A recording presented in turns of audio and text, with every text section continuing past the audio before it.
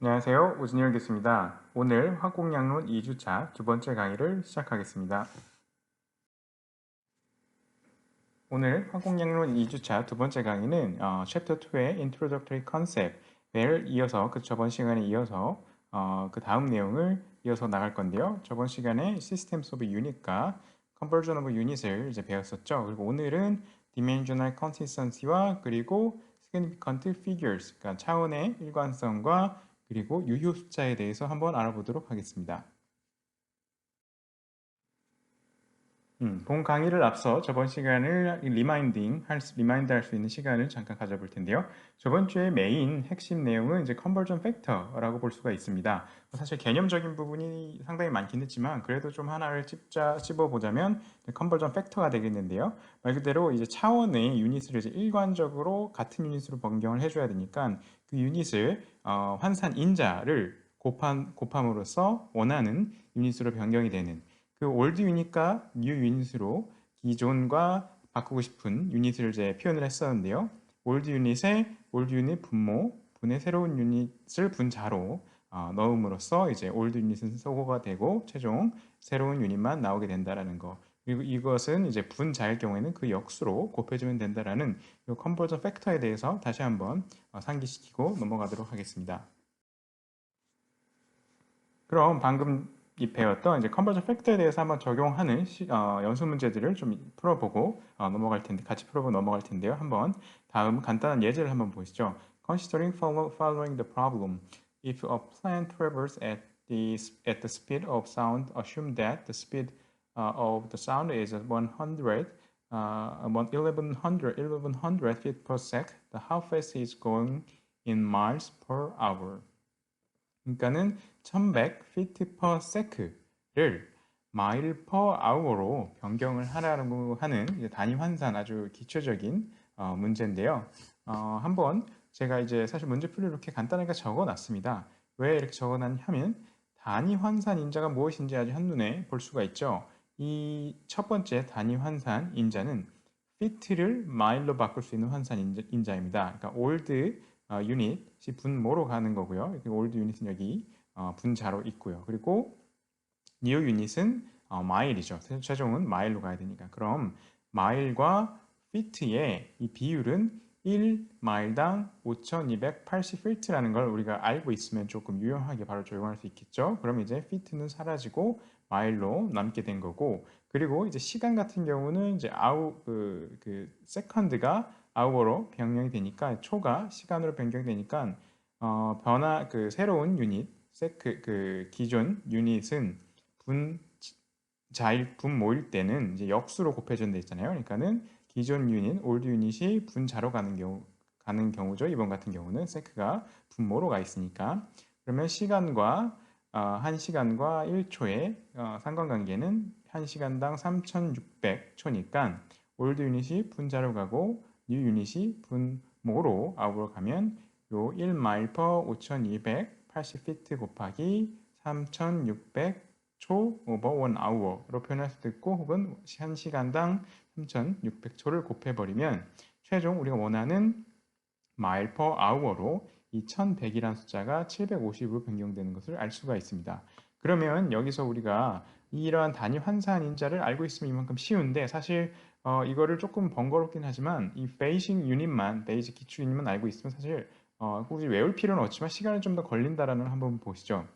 1피트는 이전에 배웠듯이 12인치죠. 그리고 1인치는 2.54cm고요.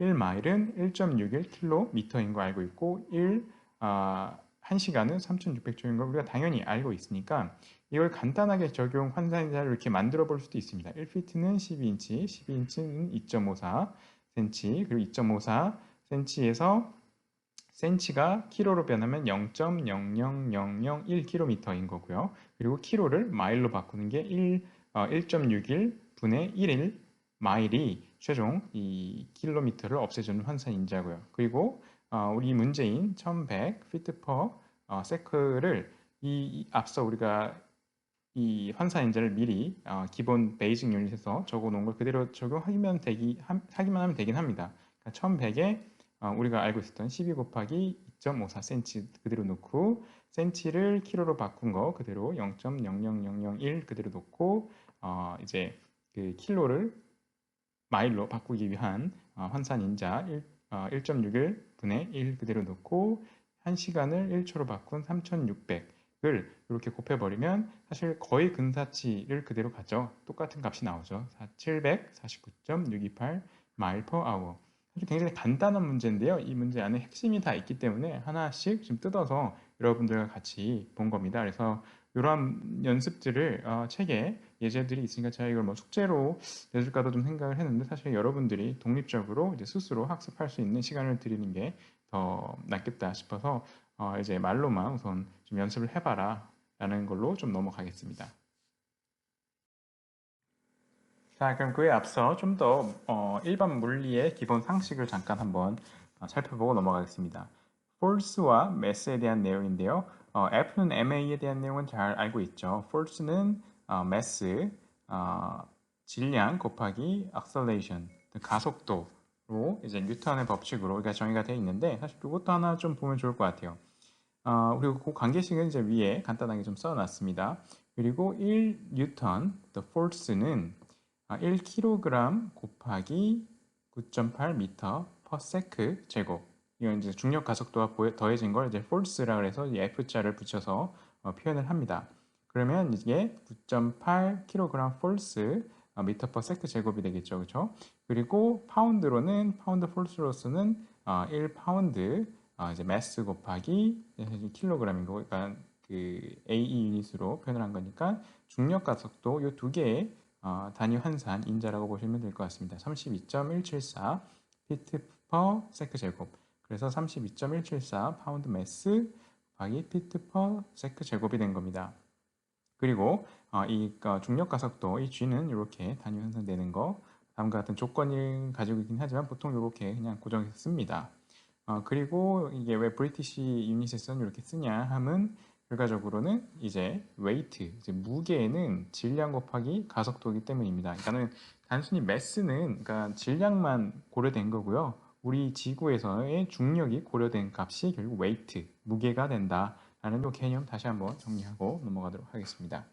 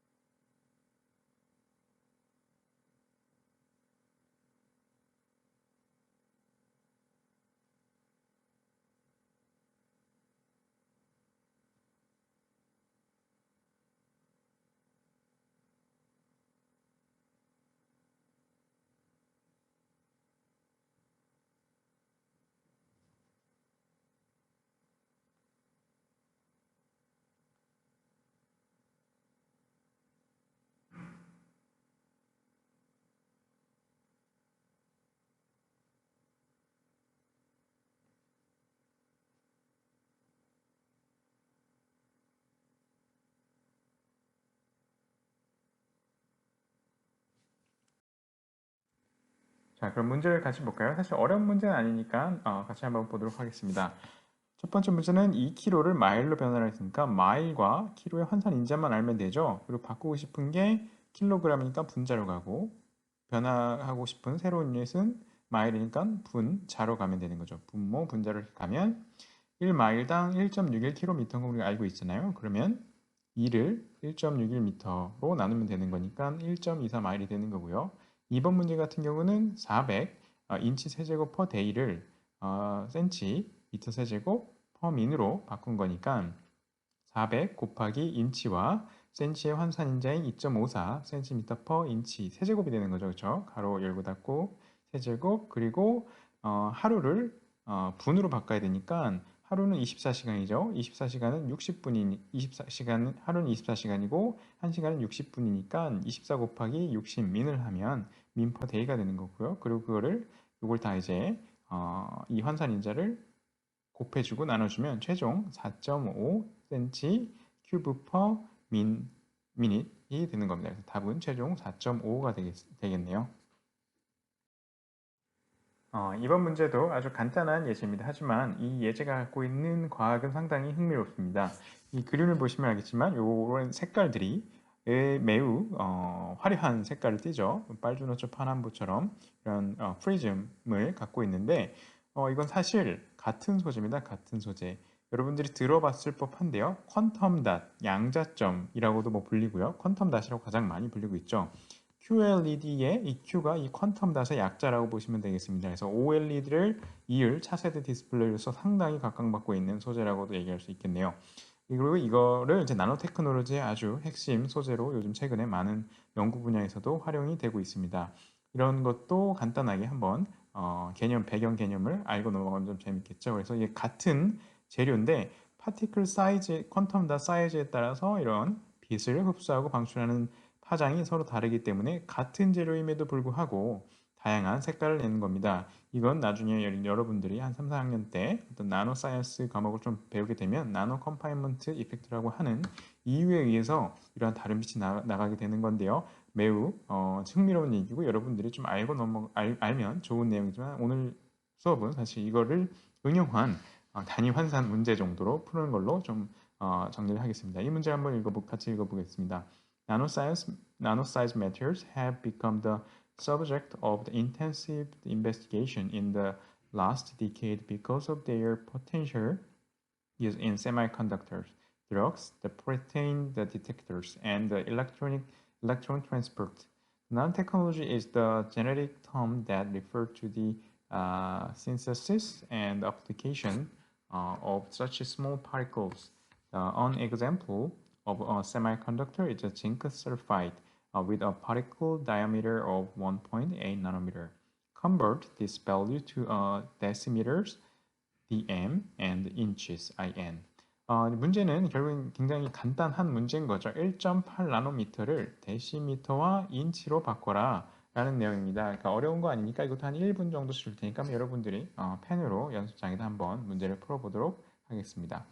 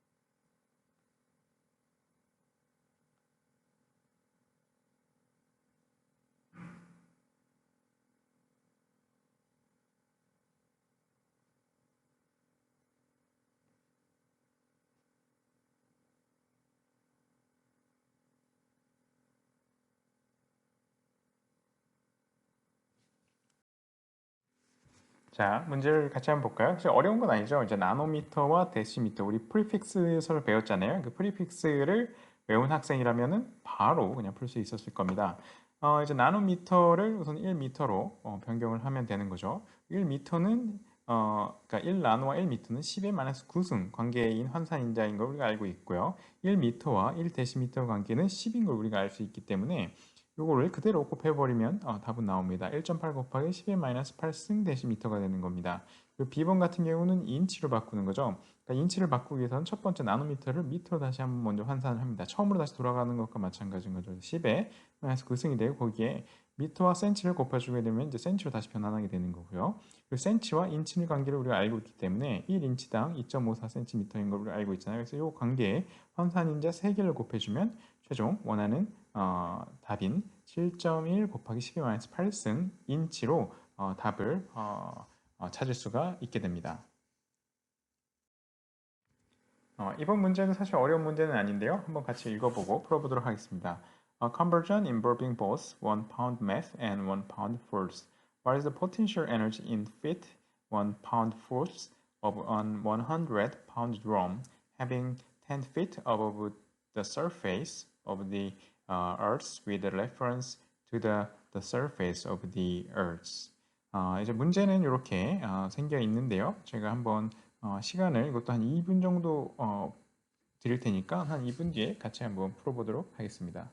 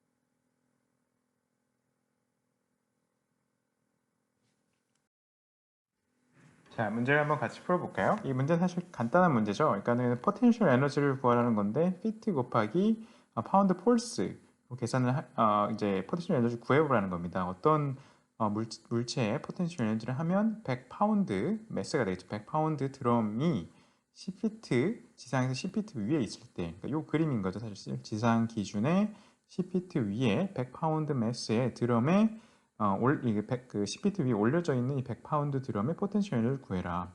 포텐셜 에너지의 식은 우리가 이제 일반 물리에서 다 배웠다시피 매스 곱하기 중력과 속도 곱하기 높이가 되는 거죠. 그렇죠? 매스는 100파운드라는 걸 알려줬었고요. 중력과 속도는 우리가 배웠었죠. 이제 mg AE 유닛의 중력과 속도는 32.2 피트 퍼 세크 제곱이라는 걸 알고 있었고, 그리고 높이는 h는 10피트였습니다. 그래서 이걸 곱하면 사실 값이 나오는데, 사실 이거를 우리가 이 앞선 슬라이드에서 파운드 폴스에 대한 개념을 배웠죠. 파운드 폴스에 대한 파운드 매스와의 그 단위 환산인자는 다음과 같습니다. 이렇게 세크 제곱 파운드 폴스 퍼 32.174 요거와 사실 사실상 같기 때문에 피트 곱하기 파운드 매스로 변환이 됩니다.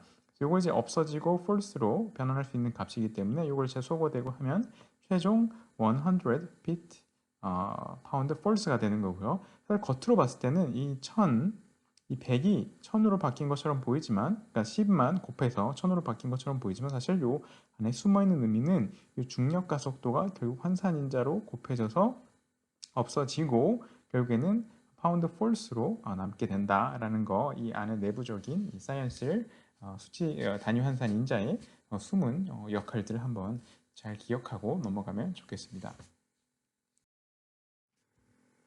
자, 이번 문제도 아주 간단한 문제인데 아주 이 문제에 좀 재미있는 이제 과학 배경을 가지고 있는 문제입니다. Conversion of units associated with the biological materials. In biological system, the enzymes are used to accelerate the rate of the certain biological reaction. The glucoamylase is an enzyme that aids in the conversion of starch to glucose, a sugar that cells use for energy. The experiment shows that the 1 microgram mole of glucoamylase in a 4% the starch solution results in the production rate of the glucose of 0.6 microgram mole per milliliter mean. Determine the production rate of the glucose for this system in the units of pound mole per feet cube a day. 이 문제가 사실 간단한 거예요. 간단한 문제인데 배경을 간단히 좀 설명을 해드릴게요. 바이오에 관심 있는 친구들이 아마 많을 거예요. 이 생명과학에서는 지금 사실 반도체 위의 먹거리로 바이오를 이제 우리나라에서도 많은 관심을 가지고 있죠. 이 바이오 안에서는 이제 엔자임이라고 하는 걸 많이 들어봤을 텐데 엔자임 화장품에서도 많이 비슷한 용어를 가져다 쓰고 하기도 하죠. 이 엔자임이 이 바이오에 굉장히 중요하냐면 화학 반응에서 가장 이제 값어치가 높은 소재를 촉매라고 있어요. 촉매 알죠? 어떤 반응을 이제 그 포텐셜 에너지를 줄여주는 혹은 반응을 가속화시키는 방법으로 촉매를 많이 쓰잖아요.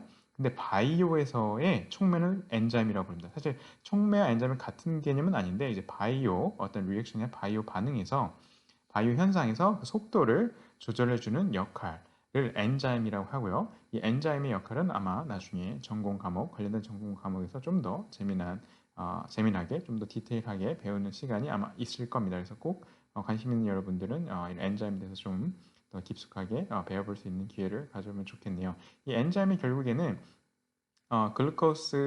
글루코 아밀라제라는 이게 이제 엔자임 역할을 하는 역할인데 이게 뭐냐면 스타치, 탄수화물을 이제 글루코스 우리 이제 몸에 포도당인 거죠. 우리가 에너지원으로 쓰는 거. 그러니까 밥을 먹어서 이제 에너지원 글루코스를 바꾸는 이러한 과정에서 이 속도를 좀 가속화시켜주는 이 엔자임으로서 글루코 아밀라제를 쓰고 있다. 그래서 1 마이크로 몰 오브 글루코스 아밀라제가 4%의 이 탄수화물 솔루션에 들어가서 결국엔 이 변화시켜주는 이 반응, 요 자체가 스타치가 되는 거고 프로덕트가 substrate는 이제 뭐 기판이라는 직역한 뜻일 수도 있지만 사실 원 소재라는 뜻도 있습니다. 그래서 substrate 이제 어떤 반응하기 전에 상태와 이제 최종 프로덕트 여기서 이제 여기가 글루코스가 되겠죠. 그럴 때 엔자임을 통해서 이런 반응을 이루어지는 건데 그때 속도가 0.6몰 마이크로그램 몰 퍼 밀리리터 밀리미니라고 합니다. 근데 문제는 우리가 단위 환산 문제잖아요. 단위 환산 문제로서 파운드 몰 퍼 피트 큐브 데이로 바꾸라는 얘기입니다. 사실 문제 자체는 굉장히 간단하죠. 마이크로그램 몰 퍼 밀리리터 민을 파운드 몰 퍼 피트 큐브 데이로 바꿔라. 이것도 한 2분 정도 들 테니까 한번 여러분이 굳이 뭐 계산기를 안 쓰더라도 손으로 어떤 식 정도 환산인들 한번 써서 문제를 풀어볼 수 있는 시간을 좀 드리도록 하겠습니다.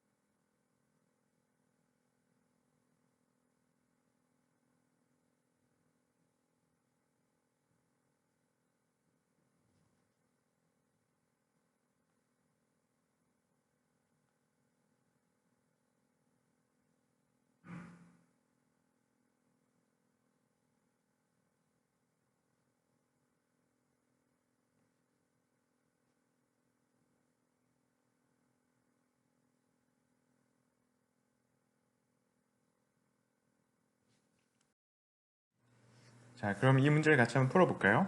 이 배경은 매우 재미있는 이제 바이오 사이언스에 대한 배경을 가지고 있지만 사실 문제 자체는 매우 간단한 단위 환산인 거죠. 그러니까 0.6 마이크로그램 몰퍼 밀리리터 민을 이제 파운드 몰퍼 피트 세제곱 데이로 바꿔라라는 문제였습니다. 근데 여러분들이 이제 나중에 엔자임이라든지 이제 바이오로지에 대한 사이언스에 대한 관심이 있다면은 이런 부분도 이제 화학공학 그 전공자들이 할 부분이 상당히 많습니다. 그리고 아직까지는 우리나라 산업 자체가 바이오에 많은 비중은 없지만 점차 늘려나갈 거고 차세대 먹거리로 많은 사람들이 이제 뭐 정부를 포함해서 기업들도 많은 관심이 있기 때문에 여러분들이 또 미래에 좀 한번 고려해 볼 만한 화학공학자들이 기여를 많이 할 수 있는 분야이기 때문에 좀 고민을 해봐도 좋을 분야라고 생각을 합니다. 자, 봅시다. 그럼 0.6 마이크로그램 몰퍼 밀리리터 곱하기 민인데 처음에 이제 마이크로그램을 어떻게 바꾸느냐라고 하면 마이크로그램은 사실 10의 6승그램이니까 10의 6승그램 per 마이크로그램이 단위 환산 인자가 첫 번째 될 거고요. 그리고 이제 그램과 파운드의 관계가 454g인 거를 우리가 알고 있으니까 그램을 파운드로 바꿀 수가 있습니다. 그럼 이제 몰은 그대로 유지가 된 거고 최종 파운드로 이와 같이 이 다음과 같은 컨버전 팩터를 이용해서 마이크로그램을 파운드로 변경을 했고요. 그럼 이제 밀리리터를 이제 피트 세제곱으로 어떻게 바꾸느냐? 밀리리터는 첫 번째 피트로 바꾸기 위해서는 밀리리터와 센티미터 세제곱 관계를 가지고 이 단위 환산을 곱해주면은 이게 같은 거니까요, 사실 곱해주면 센티미터 세제곱으로 바뀌죠. 그리고 센티미터 세제곱으로 바꾼 이유는 피트와의 관계성 때문에 그럽니다. 1피트가 30.48cm니까 그 세제곱인 거죠. 이제 부피를 표현해야 되니까. 그래서 30.48cm와 피트의 단위 환산을 이렇게 곱해주면 이제 밀리리터가 피트 세제곱으로 변경이 된 거고 이제 분을 데이로 바꿔야 되니까 1분은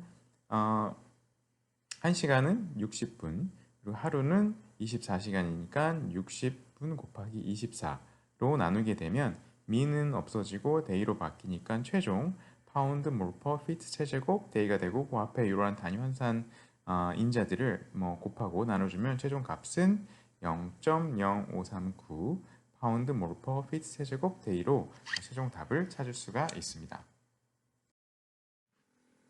자, 이번 슬라이드는 2.3 Dimensional Consistency에 대해서 좀 얘기를 해보겠습니다. 사실 이 개념은 여러분들이 이미 다 알고 있는 개념입니다. 사실 뭔가 문제를 풀 때 단위가 항상 그 디멘전, 그러니까 차원이 항상 같아야 된다는 얘기인데 결국에는 유닛이 결국 다 같아져야 된다. 혹은 나눠지고 곱해지고 해서 결국엔 최종 유닛은 모두 같아져야 된다라는 그 전제를 얘기한 겁니다. 그래서 basic principle exists that equations must be dimensionally consistent. 그러니까 일정해야 된다. 단위가 어떤 차원적으로 일정해야 된다라는 얘기인 거죠. 이 예로 반데르와ల్스 이퀘이션이라는 게 있는데요. 매우 중요한 뭐 식입니다. 화공에서 나중에 배우겠지만 사실 이 식을 배운다기보단 이 식이 다음과 같이 구성되어져 있는데요.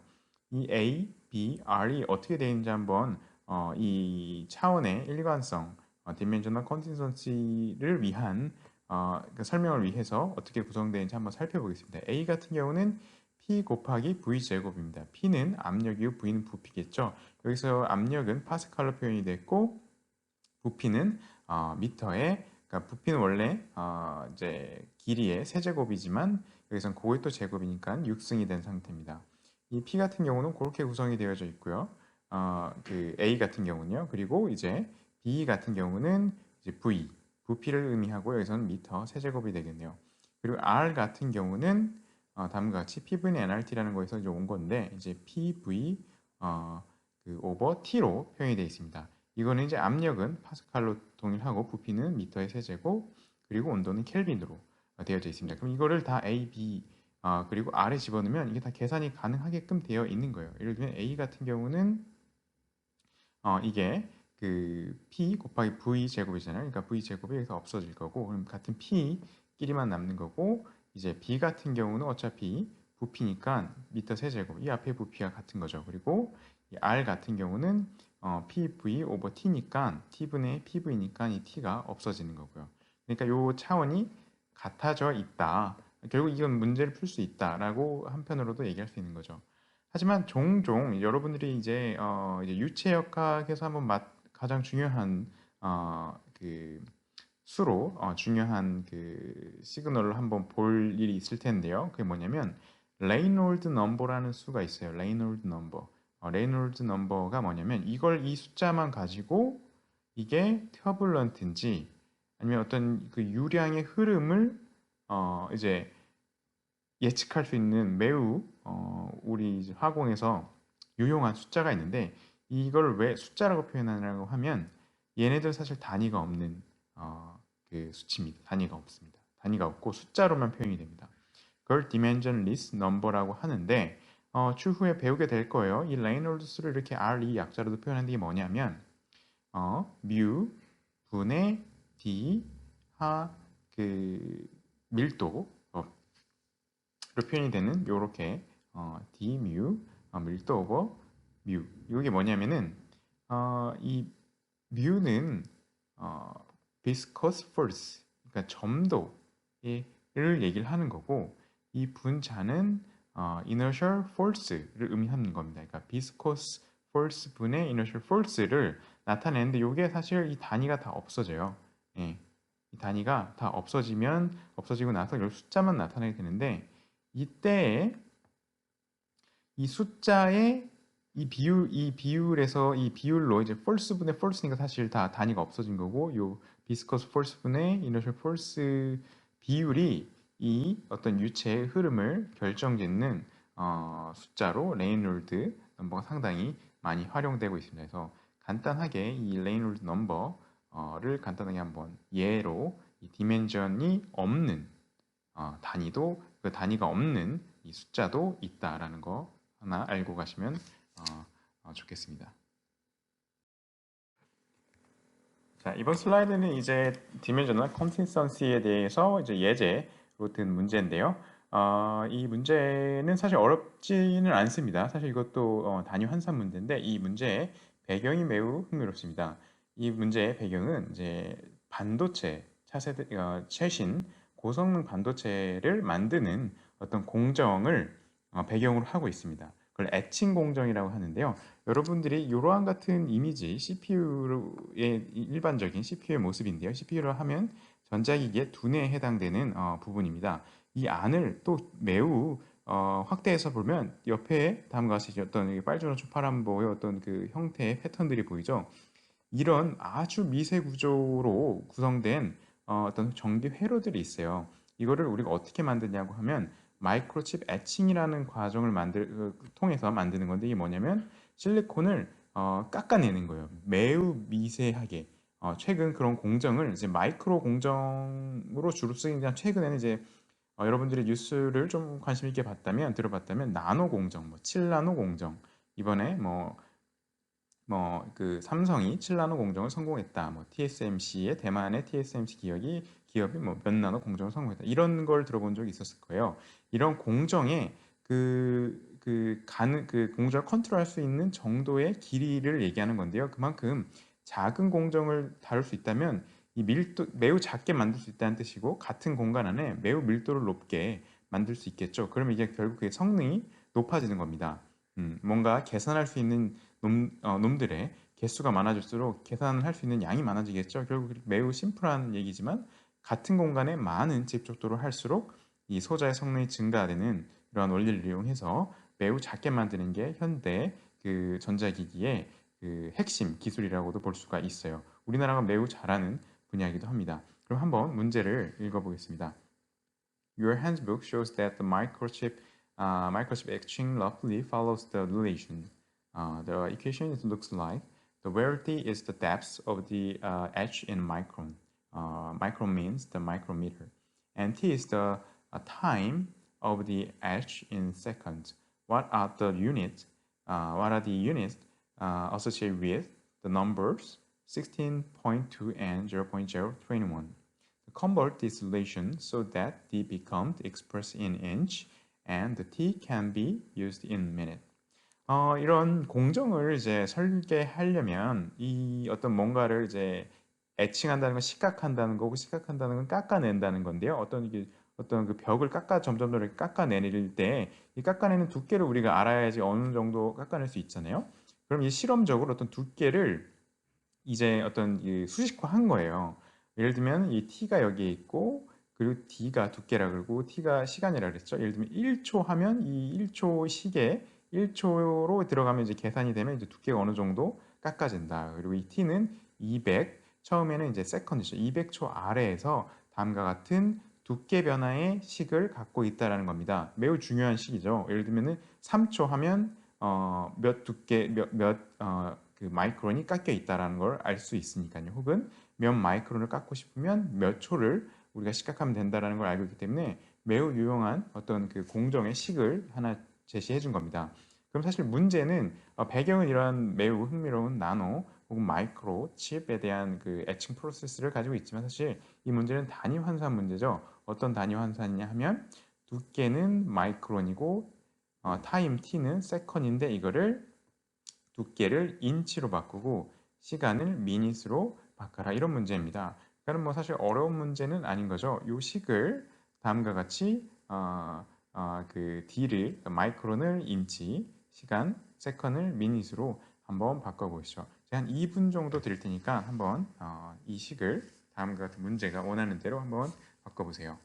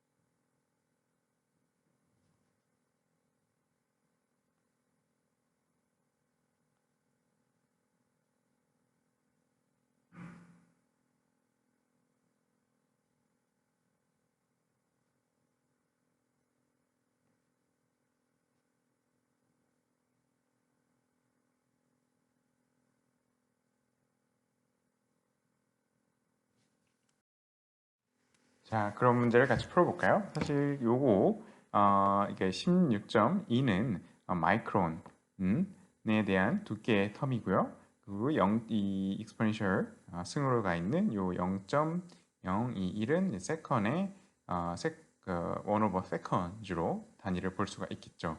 그러면 이제 이거를 인치로 바꿔야 되니까 마이크론을 우선 미터로 바꿉니다. 1 마이크론은 마이크로미터 혹은 마이크론이라고도 약자로 표현합니다. 1 마이크론은 10의 마이너스 6승미터인 환사인자로 알고 있고요.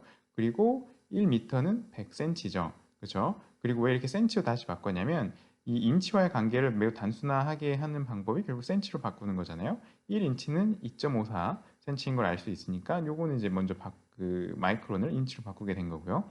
익스포넨셜은 미닛을 아니 그 세컨즈를 미닛으로 바꾸니까 요 t 이 0.021의 단위가 1 오버 세컨즈니까 이거의 역수로 1 이닛은 1분은 60초. 그러니까 이거를 거꾸로 넣어두게 되면 결국 이것도 세컨이 미니트로 바꿔지게 되는 겁니다. 그러면 이렇게 풀어보면 결국 답은 6.38 곱하기 10의 마이너스 4승의 1 빼기 익스포넨셜 마이너스 1.26 t로 우리가 단위를 바꿀 수 있다, 바꿔졌다라고 보고 이게 정답이라고 볼 수 있죠.